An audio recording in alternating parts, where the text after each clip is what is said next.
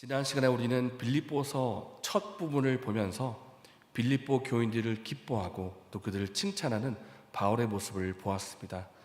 바울이 빌립보 교인들을 그토록 칭찬하고 또 기뻐했던 까닭은 그들이 복음을 위한 일에 동참하고 있었기 때문입니다. 그들이 처음 복음을 들은 그날부터 또 사도 바울이 빌립보서를 쓰고 있는 이 시간까지, 그러니까 10년이 넘는 세월 동안 복음을 위한 일에 동참을 했던 것입니다.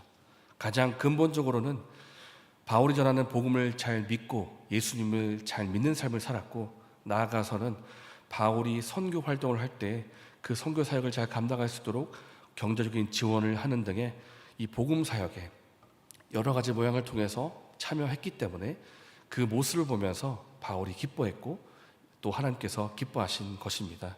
그래서 지난 시간에 우리가 보았던 것은 우리가 어떤 모양으로든지 우리가 할 수 있는 만큼 복음을 위한 일에 여러 모양으로 참여합시다, 함께 합시다 라는 메시지를 살펴보았습니다. 오늘은 이 빌립보서의 별명이 이제 기쁨의 서신이라고 하지 않았습니까? 이 기쁨의 서신인 것처럼 바울이 오늘 본문에도 기뻐하고 있는데 무엇 때문에 기뻐하는가 하는 것을 살펴보기를 원합니다. 보니까 이번에는 사도 바울이 자신의 이야기를 하면서 기뻐하고 있습니다.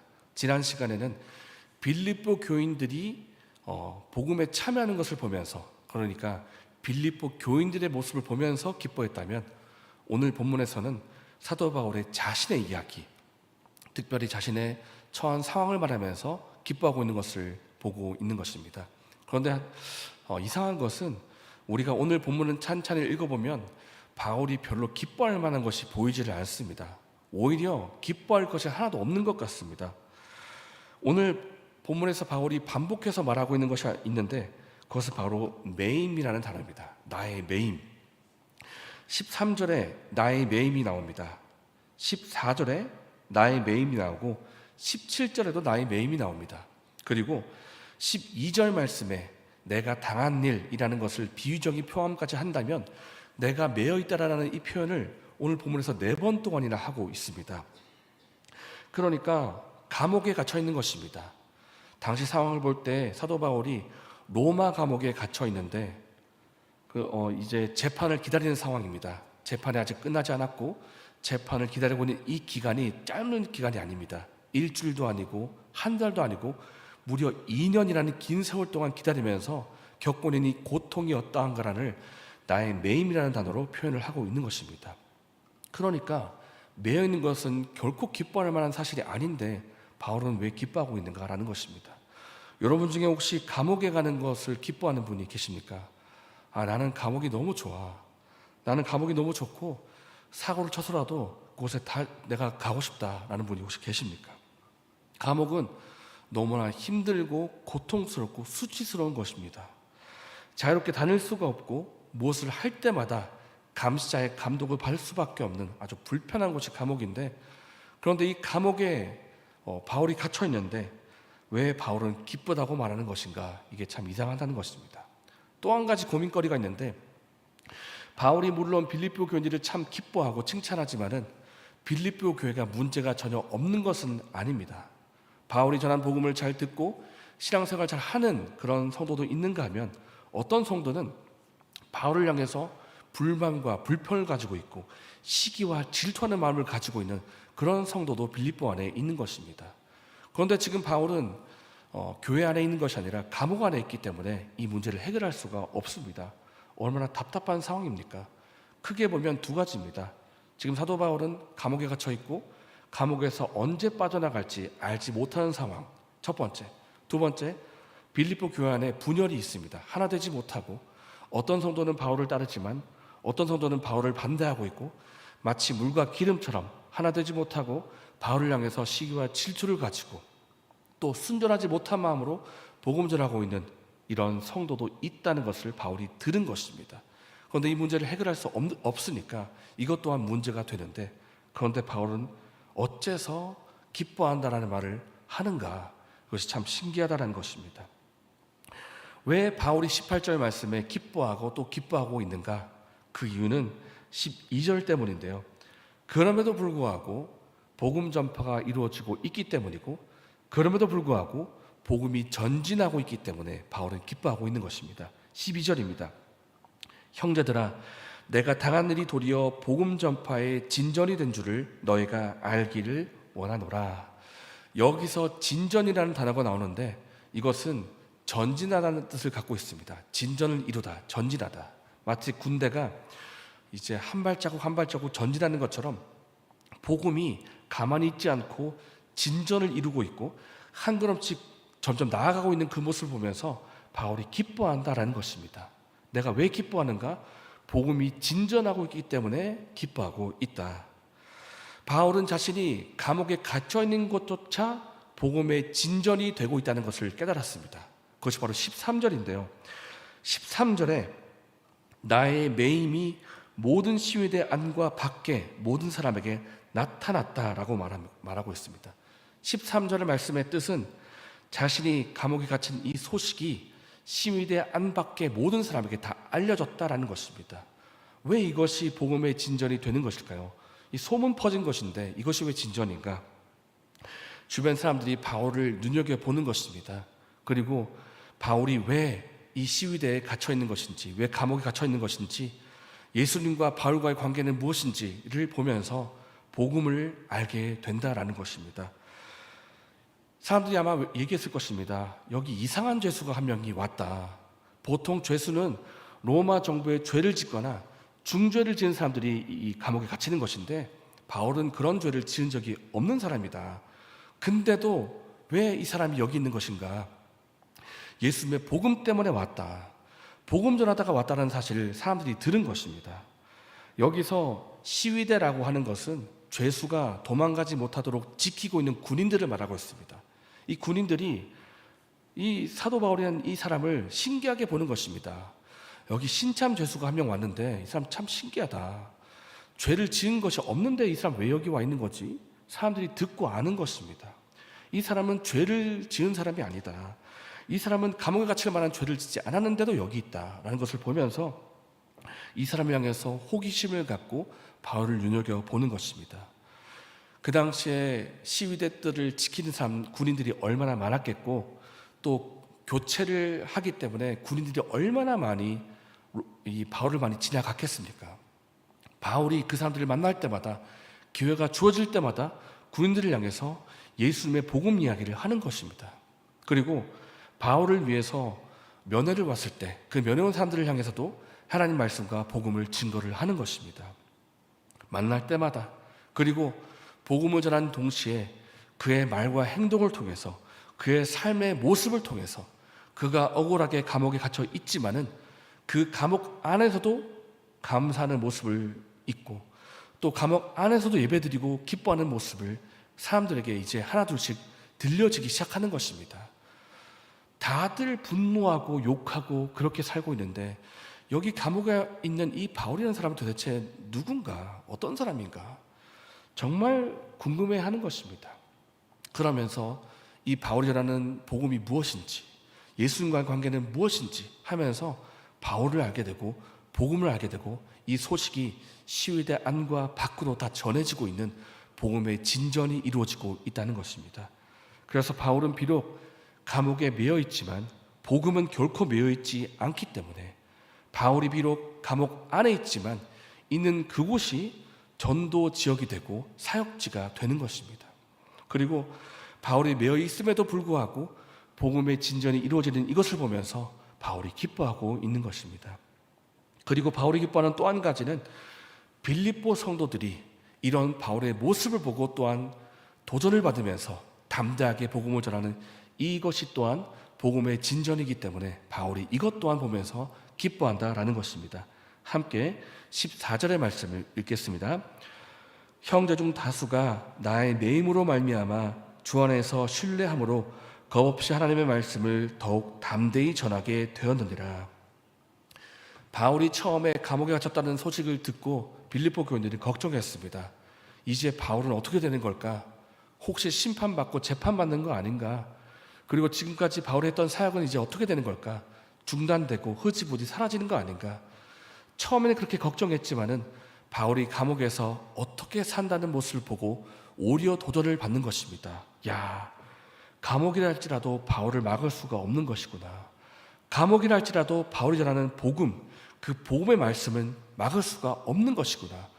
복음은 계속 전진하는 것이구나.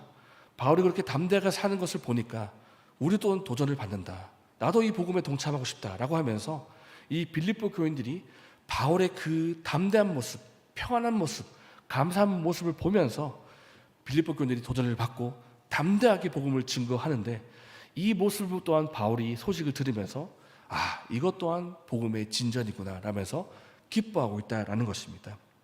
그래서 궁극적으로 바울이 기뻐하는 이유는 단 한 가지입니다. 복음이 전파되고 있다는 것, 복음이 진전되고 있다는 것, 이 한 가지 때문에 기뻐하고 있는 것입니다. 나는 복음이 전파되고 있는 것이 너무나 기쁘다. 난 너무 기쁘기 때문에 심지어 나를 시기하고 질투하는 그 사람이 복음을 전파한다 할지라도 그 또한 복음의 전파이고 진전이기 때문에 나는 또한 기뻐하고 기뻐할 것이다. 그런 고백이 바울에게 있는 것을 오늘 본문을 통해서 보고 있는 것입니다. 그래서 오늘 본문의 결론이 무엇인가? 나는 복음 때문에 기뻐하고 복음의 진전 때문에 기뻐한다라는 것입니다. 우리가 이 결론을 두고 제가 곰곰이 생각을 해봤습니다. 이렇게 바울이 복음의 진전 때문에 기뻐하고 있는데, 그렇다면 바울에게 있어서 복음이라는 것은 어떤 것일까? 그리고 바울에게 있어서 예수님이라는 분은 어떤 분이실까? 바울에게 있어서 복음은 그의 전부였습니다. 그리고 예수님 역시 그의 인생의 전부였습니다. 대체 예수님이라는 분이 왜 나를 위해서 십자가에 죽으신단 말인가? 그토록 나를 사랑하신다는 분이 계신데 이제 나도 예수님을 사랑하고 나도 예수님 위해서 복음 위해서 살고 싶다. 이제는 내가 복음 전파하기 위해서 고난을 받는다 할지라도 이것을 나의 영광으로 삼겠다. 나는 복음을 위해서 나의 전부를 드리겠다 라는 고백이 바울에게 있는 것입니다. 21절의 말씀처럼 이는 내게 사는 것이 그리스도니 죽는 것도 유익함이라 라는 고백이 바울에게 있는 것을 보고 있는 것입니다. 저는 이 고백을 보면서 참 부끄럽다는 생각이 들었습니다. 왜냐하면 저를 볼 때 저는 그렇게 바울처럼 그렇게 예수님을 사랑하지는 않거든요. 저를 볼 때 예수님보다 더 사랑하는 것이 있다는 것을 제가 알고 있거든요. 최근에 발견한 제 모습이 하나가 있습니다. 그것은 무엇인가 하면 아주 맛있는 음식을 두고 기도를 아주 빨리 한다는 사실입니다. 제가 평소에는 기도를 할 때 이렇게 기도합니다. 하나님, 주신 음식 감사합니다. 이 음식 먹고 제가 힘내겠습니다. 잘 먹겠습니다. 예수님의 이름으로 기도합니다. 아멘. 이렇게 기도할 텐데, 피자나 통닭이나 맛있는 음식이 있으면 하나님 잘 먹겠습니다. 아멘. 이렇게 거의 랩을 하듯이 아주 빨리 하는 모습을 보면서 이 또한 예수님보다 더 사랑하는 것 아닌가라는 생각이 드는 것입니다. 예수님보다 더 좋아하는 것이 있다. 그래서 이 시간에 저 여러분에게 한번 질문해 보면 좋겠습니다. 여러분은 예수님을 사랑하십니까? 정말 예수님을 사랑하시고 여러분의 마음속에 예수님만이 계십니까? 아니면 예수님보다 더 좋아하고 또 사랑하는 것이 있지는 않습니까? 내 마음 중심에 정말 예수님이 살아계실까? 나는 무엇 때문에 살고 있고 나의 진짜 기쁨과 즐거움은 무엇인가? 세상에 많은 즐거움과 기쁨이 있다고 합니다. 많은 즐거움이 있습니다.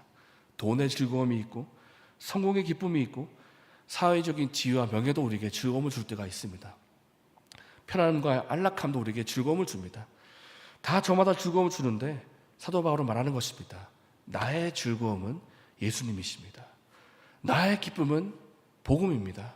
그렇게 말을 하고 있다는 것입니다. 오늘 저 여러분의 기쁨과 즐거움은 무엇입니까?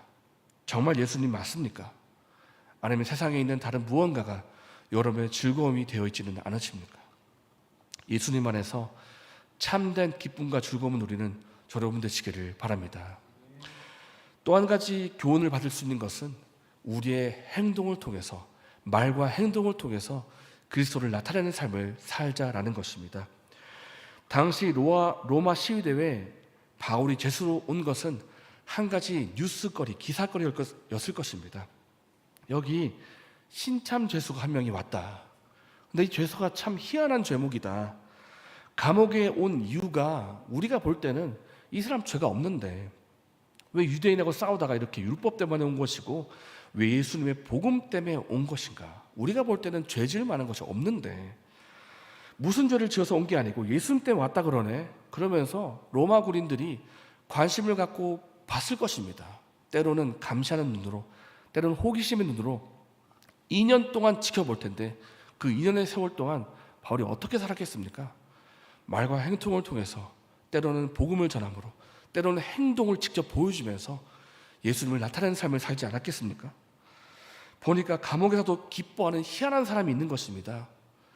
다른 사람은 다 욕하고 저주하고 이렇게 살고 있는데 정말 기뻐하고 즐거운 사람이 이 감옥 안에 한 명이 있는 것입니다. 뭐 이런 사람이 다 있냐라고 하면서 보니까 그 속에 예수님이 있다는 것을 보게 되는 것입니다. 그렇다면 우리는 어떻게 살고 있으십니까? 우리가 하루 동안에 만나는 사람들을 어떻게 대하고 있습니까? 마트에서 물건 계산하다가 그 사람이 실수해서 계산이 늦어질 때 우리의 말과 행동은 어떻습니까? 우리가 운전을 하다가 하마터면 사고 날 뻔한 운전자를 볼 때 우리의 눈빛은 어떻습니까? 우리의 말과 행동을 통해서 예수님 모습이 나타나고 있습니까? 아니면 화를 참지 못하고 마치 사람 이리처럼 물고 뜯으려는 모습이 내 속에 있지는 않습니까? 만약에 그 사람이 밖에서 나를 보다가 교회 안에서 나를 다시 본다면 그 사람이 나를 통해서 무엇을 보겠습니까? 제가 한 집사님과 대화를 하다가 남편 이야기를 들은 적이 있습니다. 원래는 그 남편이 먼저 교회를 다녔답니다. 교회를 다녔고 신앙생활을 하고 있었는데 이제는 반전이 돼가지고 남편은 교회 안 가고 자기가 교회 나간답니다. 왜요? 하고 물어보니까 남편이 교회를 다니다가 교회 가운데 있던 어떤 교인의 모습을 보고 실망을 했답니다. 그 교인의 모습이 너무나 모순적이었고 말하는 것 따로 행동하는 것 따로였다는 것을 보게 되었다는 것입니다. 그 모순적인 모습을 보고 야 정말 실망이다, 정말 모순적이다 하면서 교회를 안 나가기로 작정을 했다는 것입니다. 이 안타까운 일에 대해서 우리가 이렇게 말할 수 있을 것입니다. 사람은 늘 부족하고 연약한 것이니까 사람 보지 말고 하나님만 바라보세요. 그렇게 말할 수 있겠습니다마는 그러나 그 말을 하면서 우리는 어쩌면 나를 따르라, 나를 본받으라, 나를 닮아가라고 요청했던 주님의 부르심을 외면한 채 그렇게 변명하고 있지 않는지 돌아볼 필요가 있겠습니다. 예수님이라면 어떻게 하실까? 우리의 말과 행동이 예수님을 닮아가고 예수님을 드러내는 삶을 살면 좋겠습니다. 내가 만나는 여러 갈등과 문제가 있을 텐데 오히려 그 문제와 갈등을 통해서 예수님의 향기를 드러내는 기회로 삼았으면 좋겠습니다. 바울이 감옥에 있지만 예수님 드러냈던 것처럼 말입니다. 사랑하는 여러분, 오늘 본문을 통해서 우리가 두 가지를 배웁니다. 첫 번째, 우리의 진정한 기쁨과 즐거움이 예수님이 되기를 원합니다. 두 번째, 우리의 말과 행동을 통해서 예수님을 드러내는 삶을 살기를 원합니다.